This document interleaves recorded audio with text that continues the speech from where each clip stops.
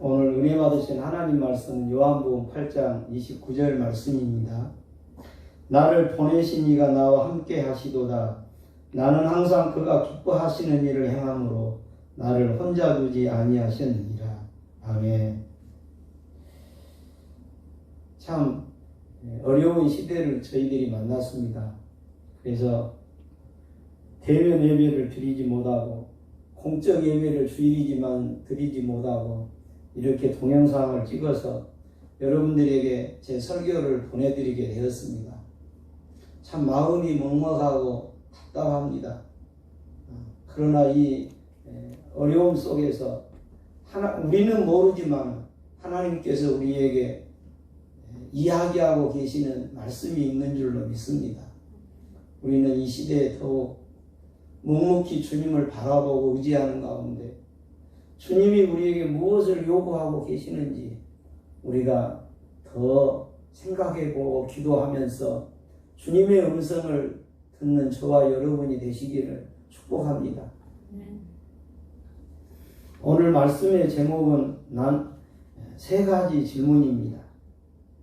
우리 모두에게 가장 기본적이면서도 중요한 질문들이라고 여겨집니다. 나는 누구인가? 왜 사는가? 어떻게 살 것인가? 이 질문들은 우리의 인격과 생애 전체가 개입될 수밖에 없는 실존적인 물음입니다. 이 질문에 대한 해답을 우리가 찾는다면 우리의 삶의 목적과 방향과 태도가 더욱 분명해질 것입니다. 그런데 어느 누구도 이 질문에 대해 명료하고 확실한 대답을 내놓을 수 없었다 하는 것이 인류 역사의 증언입니다. 우리의 많은 선조들이, 많은 학자들이, 많은 지식자들이 이 물음을 묻고 대답하려고 했지만 우리에게 명확한 대답이 되어주지 못했습니다. 그러나 희망적인 것은 우리가 믿고 따르는 우리 주님의 말씀입니다. 주님의 생애와 주님의 가르침을 보면 이 세 가지 질문에 대한 대답을 우리가 찾을 수가 있습니다. 오늘 본문 말씀은 예수님께서 당신의 정체성을 분명히 밝히신 말씀으로 되어 있습니다. 첫째는 하나님께로부터 보내심을 받은 존재라 그렇게 말씀하셨습니다. 둘째는 나는 하나님이 기뻐하시는 일을 행하고 있노라고 했습니다.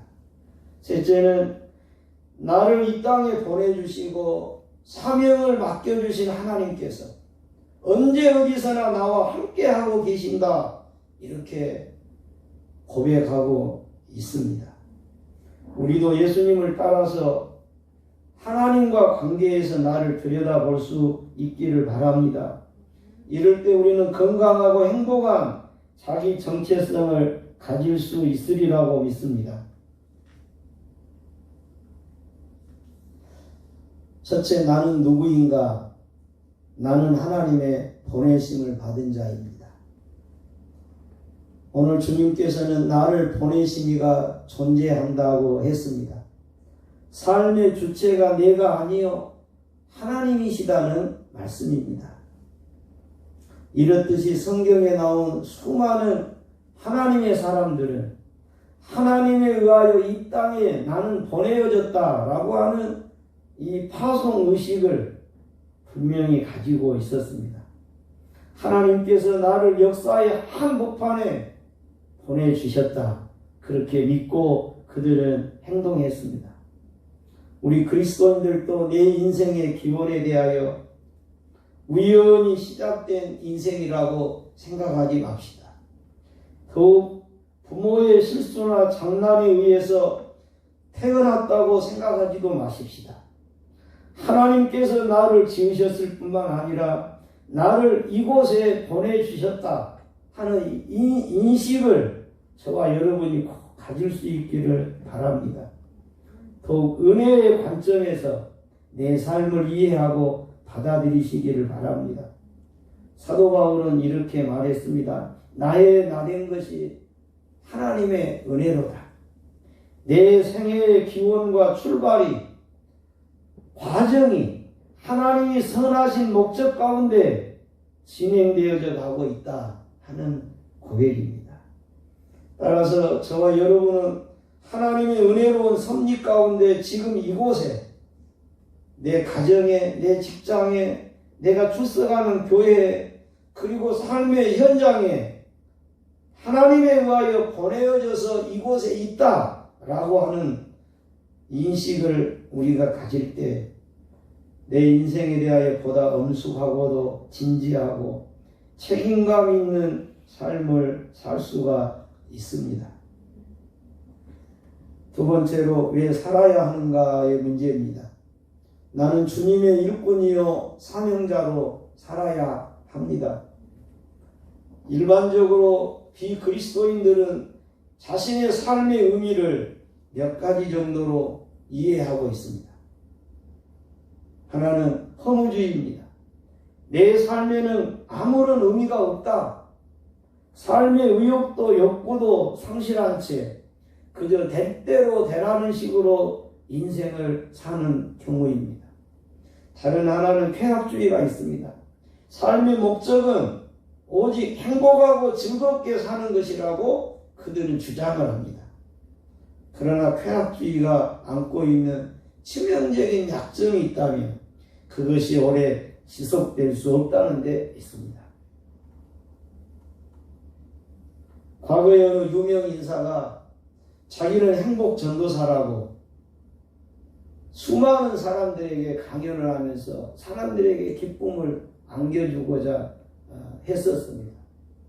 그러나 그분이 정작 자살하면서 자기 생을 마감했습니다. 인생의 목적은 행복이다 했는데 정작 자신의 삶이 행복할 수 없다고 느껴질 때, 더 이상 행복할 수 없는 환경에 자기가 봉착했을 때 그는 자기 인생을 더 헤쳐나갈 수가 없었습니다. 세 번째는 자기 완성을 삶의 목적으로 삼는 경우입니다. 자신에게 주어진 가능성과 자신이 이루고자 하는 어떤 꿈을 달성하는데 삶의 의미를 두고 사는 경우입니다. 그러나 오늘 주님은 말씀하십니다. 내가 항상 그의 기뻐하시는 일을 행한다. 요한복음 9장 4절에도 주님은 또 말씀하십니다. 때가 아직 낮음에 나를 보내신 이의 일을 우리가 하여야 하리라. 밤이 오리니 그때는 아무도 일할 수 없느니라. 예수님은 허무주의나 낙관주의도 아닙니다. 그렇다고 자기 중심적인 에고이즘이 아니었습니다. 하나님께서, 그분께서 나를 이곳에 이 땅에 보내시며 맡겨주신 일, 사명이 있다라고 하는 것입니다. 이것이 바로 하나님 중심한 인생관이요, 역사관이요, 세계관을 소유한 사람들의 태도인 것입니다. 잘 아시는 대로 주님은 자신의 사명을 하나님의 사랑과 공의를 세상에 실현하고 인류를 죄악에서 구원하는 일이었습니다. 이 일이 하나님께서 기뻐하시는 일이라고 말씀하셨습니다. 그래서 그 험한 십자가를 거부하지 않으시고 인류의 모든 죄짐을 짊어지시고 저와 여러분의 허물과 죄악을 용서받게 하기 위하여 우리의 죄짐을 대신 짊어지시고 구원을 이루어 주셨습니다. 우리도 하나님과의 관계성에서 내 삶의 의미와 사명을 자각할 수 있기를 바랍니다. 주님은 우리에게 말씀하십니다. 너희는 먼저 그의 나라와 그의 의를 구하라. 그리하면 이 모든 것을 더하시리라. 교회 여러분, 나의 사명이 무엇일까? 하나님께서 나를 이 땅에 이곳에 보내시면서 맡겨주신 일이 무엇일까? 우리는 구체적으로 고민하고 기도하면서 우리의 남은 생애를 통해 성취해 드려야 할 일들에 대해서 헤아려 볼 수 있기를 바랍니다.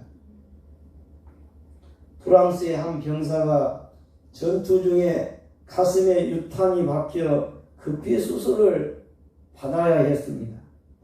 수술을 집도하던 의사가 조금만 더 깊이 박혔더라면 큰일 날 뻔했습니다.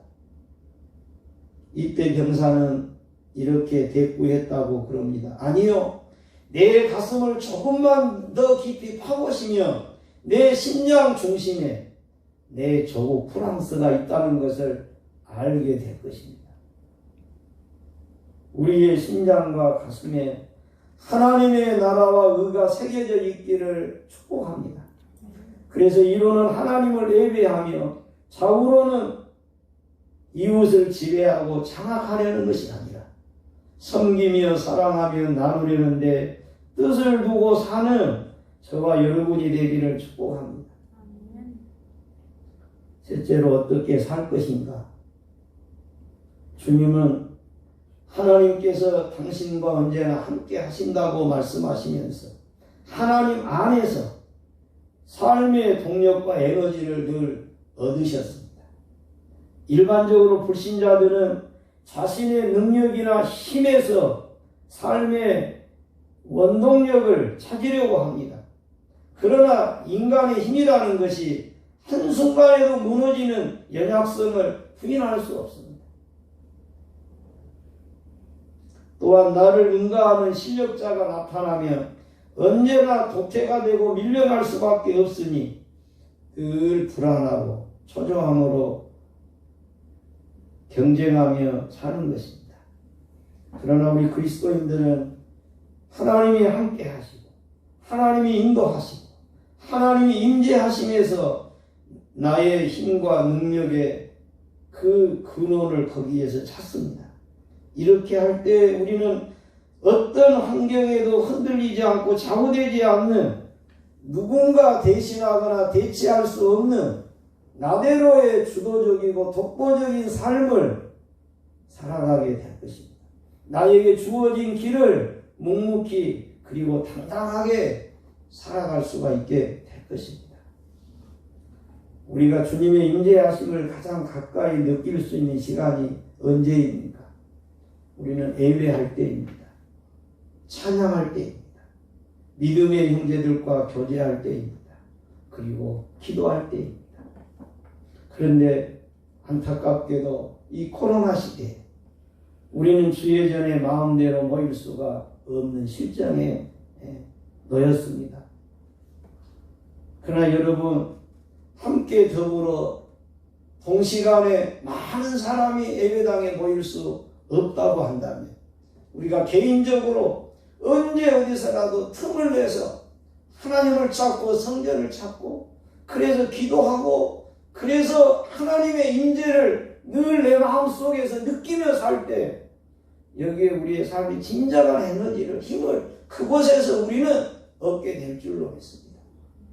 그래서 참 답답하고 이 어두운 세상에서도 우리는 이를 극복하며 이겨내며 살게 될 줄로 믿습니다.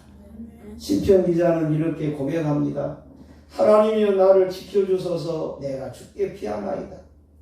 내가 여호와께 아뢰되 주는 나의 주님이시오니 주밖에는 나의 복이 없다 하였나이다. 항상 우리의 신앙에는 이 원칙이 있습니다.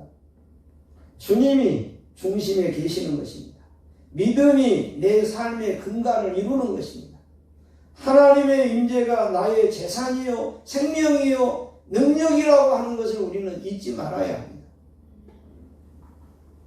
그러나 이 물질주의 세상에 살다 보니 하나님이 늘 곁으로 밀려나고 세상이 물질이 인간이 내 자아가 중심을 차지하고 있다 그 말입니다. 여기에서 우리는 온갖 폐단을 발견합니다. 오늘 본문 가운데 우리 주님은 나를 보내신 이가 나와 함께 하신다. 나를 혼자 두지 아니하셨다. 무슨 말씀입니까? 하나님이 나와 함께, 하나님께서 나와 함께하고 계신 그 하나가 세상의 어떤 시련도 환난도 이겨낼 수 있는 원동력이요, 능력이요, 권능으로 내게 다가온다는 고백입니다. 마태복음 28장 19절 20절 그러므로 너희는 가서 모든 민족을 제자로 삼아 아버지와 아들과 성령의 이름으로 세례를 베풀고 내가 너희에게 분부한 모든 것을 가르쳐 지키게 하라. 볼지어다 내가 세상 끝날까지 너희와 항상 함께 있으리라 하시니라. 말씀하신 대로입니다. 시편 23편 4절에 내가 사망의 음침한 골짜기를 다닐지라도 해를 두려워하지 않을 것은 주께서 나와 함께 하시니라. 교회 여러분, 여러분의 진정한 힘의 근원이 무엇입니까? 여러분의 삶의 백그라운드가 무엇이라고 여겨지십니까? 우리 주님은 나를 보내신 이가 나와 함께 하신다. 나를 혼자 두지 아니하셨다. 하나님이 나와 함께 하신다. 이 사실에서 주님은 자신의 삶의 그 에너지를, 동력을 거기에서 늘 공급받았다 하는 말씀입니다. 이런 이야기가 있습니다. 창세기 5장의 말씀을 이렇게 좀 패러디해서 꾸며본 이야기입니다. 하나님은 해가 뜨니 에녹의 집에 자주 오셨습니다. 에녹아 내가 왔다 놀러 나가자 하고 문을 두드리셨답니다. 그러면 에녹은 반갑게 나가 맞이하면서 하나님의 손을 잡고 오늘은 들로 내일은 산으로 해가 지면 하나님이 에녹을 또 집에다 데려다 주고 가셨습니다. 이렇게 에녹은 하나님과 동행하는 삶을 300년이 넘도록 살아왔다고 했습니다.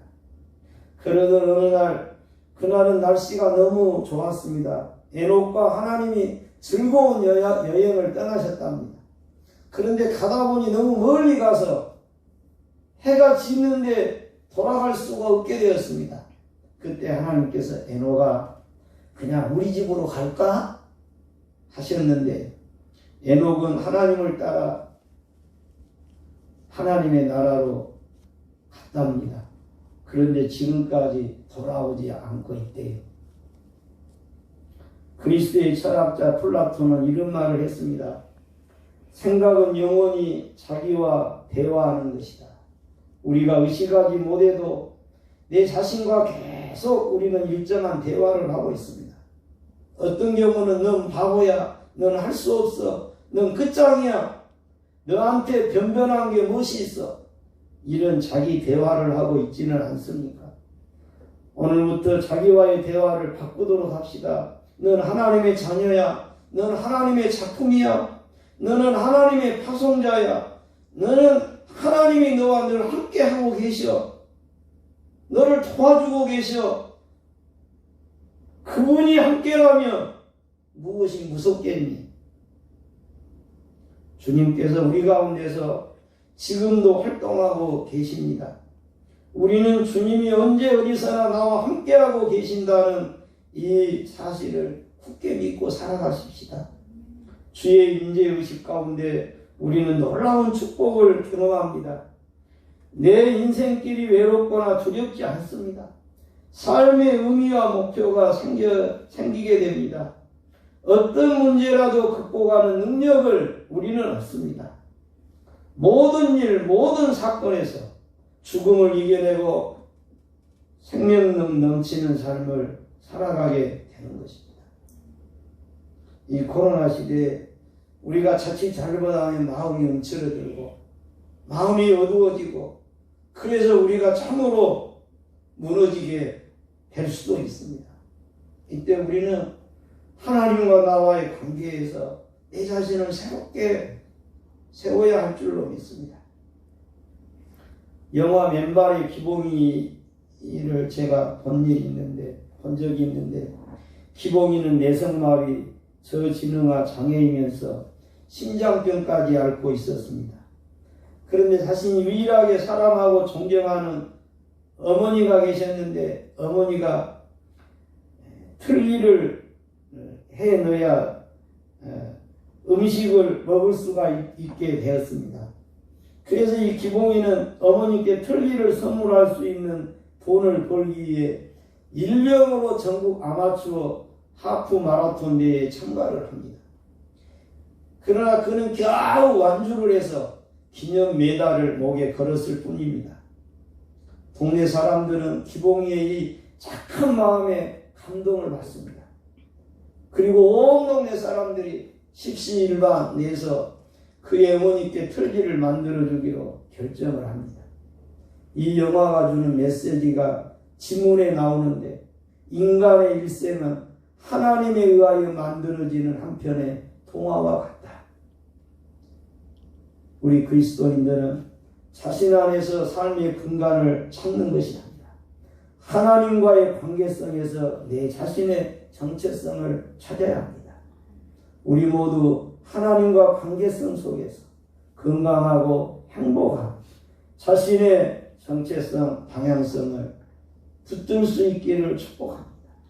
나를 보내신 이가 나와 함께 하시도다. 나는 항상 그가 기뻐하시는 일을 행함으로 나를 혼자 두지 아니하셨느니라. 기도드리겠습니다. 주님, 하나님과의 관계에서 건강하고 행복한 자기 정체성을 발견하게 하옵소서. 나는 하나님의 보내심을 받은 자요, 나는 하나님의 기뻐하시는 일을 행하는 사명자요, 나는 언제나 나와 함께하여 주시는 주님을 의지하며 영원한 삶의 동력과 에너지를 공급받으며 살게 하옵소서. 승리하는 인생이 되게 하옵소서. 세상을 이겨나가는 하나님의 사람들이 되게 하옵소서. 코로나 시대에도 좌절되지 않고 절망되지 않게 하시고 하나님의 빛으로 생명으로 능력으로 이겨나가게 하여 주옵소서. 주 예수님의 이름으로 기도합니다. 아멘. 주 예수 그리스도의 은혜와 하나님의 사랑과 성령의 교통하심이 우리 덕정교회 모든 권속들이의 영원까지 함께 하시기를 축원하옵나이다. 아멘.